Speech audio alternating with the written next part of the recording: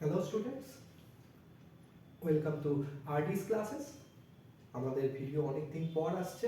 আমরা আজ যেটা নিয়ে আলোচনা করতে চলেছি সেটা হচ্ছে ক্লাস 9 এর একটা topic life and it's diversity থেকে ফাইলাম পরিফেরা।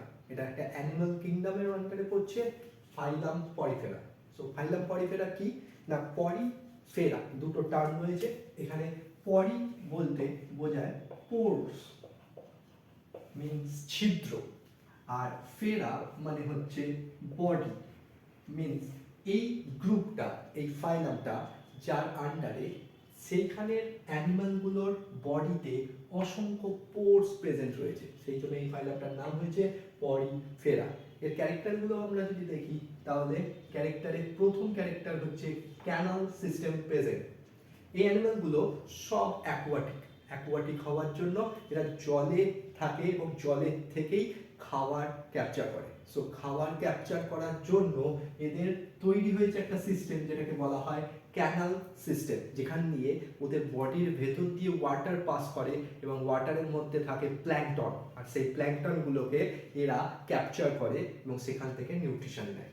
নেক্সট পয়েন্ট হচ্ছে স্পঞ্জোসিল রিমেন লাইন বাই কোয়ানোসাইটস। এই সেলটা, এটা একটা স্পেশাল সেল, নাম কোয়ানোসাইটস। এই কোয়ানোসাইট সেলটা অ্যাকচুয়ালি ক্যানাল সিস্টেমের পার্ট।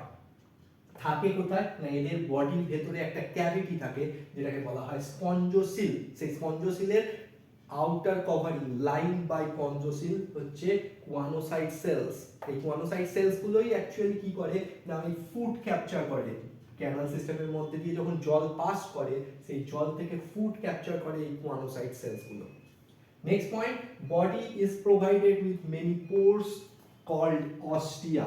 Means এই একটা অ্যানিমাল যদি এরকম টাইপের হয়, এদের বডির মধ্যে অসংখ্য পোর প্রেজেন্ট থাকে। এই পোরগুলোকে বলা হয় অস্টিয়া।